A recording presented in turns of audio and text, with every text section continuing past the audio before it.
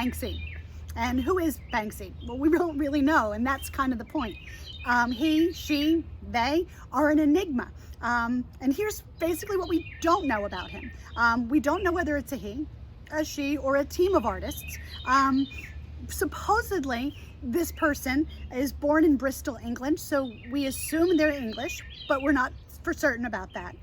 This anonymity and this lack of a personality is opposite of the artists that we've talked about already. Their persona is so big. The lack of persona is a really key layer in understanding this artwork, because he doesn't want fame, and by not wanting fame has a lot of fame. Exactly. And he's kind of everywhere and in places that you don't expect. Again, another street artist. I guess we have a little bit of a theme going here with that.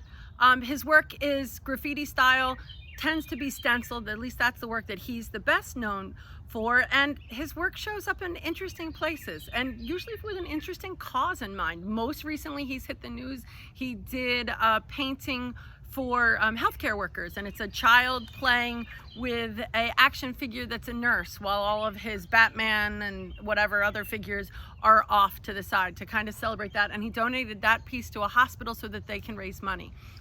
Yeah, his work typically in the beginning began as this subversive street art. It's critical of Western cultural ideas. So it's breaking down the ideas of fame. He's thumbing his nose at what people consider important in the world. And here with this piece about the medical community, that he believes that the doctors weren't being celebrated enough. He's gone as far as making some canvases and having an old gentleman stand outside of the Guggenheim and sell them for $60 a piece. He wants regular people to have exposure to his art. He's not so concerned about the elite community and about the museums. He wants it accessible to everyone, and he tends to donate a lot of his money to the causes in which he supports. So he doesn't want to be part of a museum, which I think is against every artist that probably ever lived.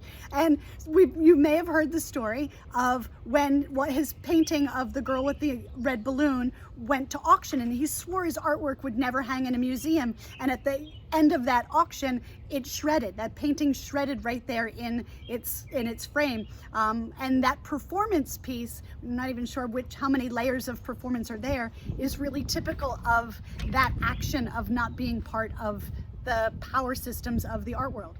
So we hope you enjoy exploring and learning a little bit more about Banksy, and we think he's another artist you should know.